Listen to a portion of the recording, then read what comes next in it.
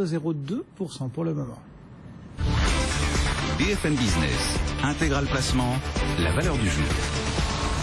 La valeur du jour, c'est Faivelet, c'est une des publications du jour et on en parle avec Frédéric Rosier chez Mescart. Bonjour Frédéric. Bonjour Cédric. Vous êtes conseiller de gestion chez Mescart Gestion Privée. Premier semestre d'un exercice qui est décalé, rappelons-le, 2014-2015 pour Faivelet. Le bénéfice net est à 26,7 millions d'euros, c'est une croissance de 5,5%. Quel regard portez-vous sur la performance ce matin de Faivelet ?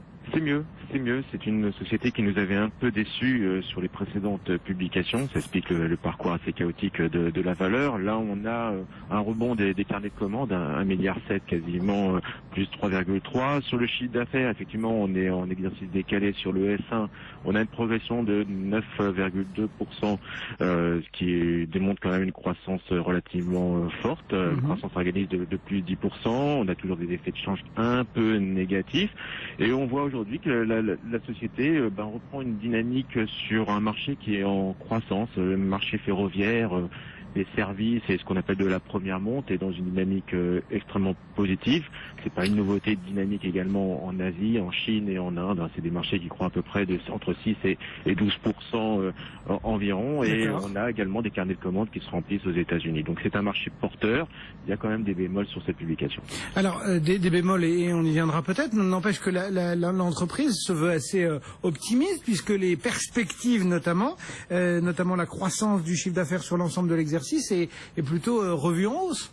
Oui, on a une croissance effectivement d'entre 5 et 7% attendue, donc ça c'est la très bonne nouvelle pour le groupe, bénéficiant notamment de la montée en charge de nombreux projets. On se souvient notamment de ce gros contrat avec l'ICX en Allemagne, ce train à grande vitesse. Là on est ce qu'on appelle sur les tests et les préféries. On a également la montée en charge sur tout le ferroviaire régional, notamment avec Bombardier. Donc c'est une dynamique extrêmement positive.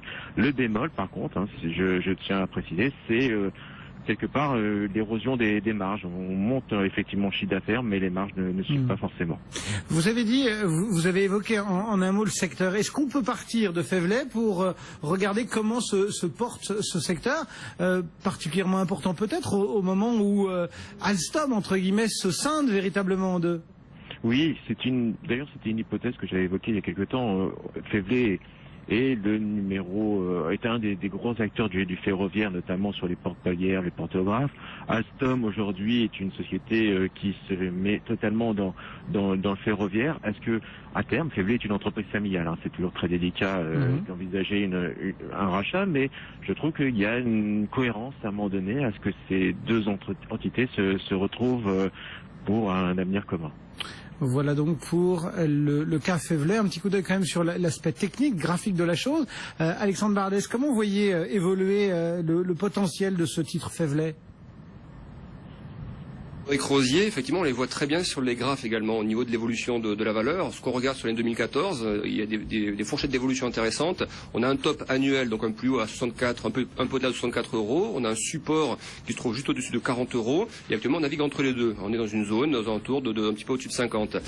Donc, il y a des niveaux de ce qu'on appelle de retracement, de correction technique, notamment la zone des 50%. Moi, si vous voulez, au niveau des perspectives et des positionnements sur cette valeur, je pense qu'il serait plus judicieux par rapport au niveau actuel, si on décide d'acheter la valeur, plutôt d'attendre, de revenir chercher les zones de ces fameux 50% de correction, donc ça correspond à des cours de l'ordre de 53,50 €, 54 €, de revenir notamment sur les niveaux du mois d'août, de revenir sur les niveaux du début du mois d'août, et à ce moment-là, effectivement, je pense qu'on peut chercher à bénéficier de l'accélération haussière de la valeur. Mais pour l'instant, tant qu'on est dans cette zone d'hésitation, pour moi, c'est une zone dans laquelle il faudra plutôt rester neutre et chercher plutôt les cassures par le haut, 53, 50, 54, avant d'aller chercher plus haut. Du coup, Frédéric, qu'est-ce qu'on fait pour conclure sur ce titre Faivelet ? Totalement d'autres. Dynamique de chiffre d'affaires, les marges qui s'érodent avec un problème de maîtrise des coûts. Donc on va la jouer effectivement plutôt en technique, sur des fondamentaux qui restent quand même somme toute solides dans un marché porteur, donc sur repli à l'achat.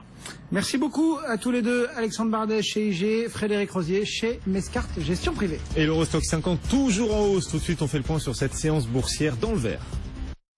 Les marchés avec CMC Markets. Trading de CFD sur action, Forex et indices.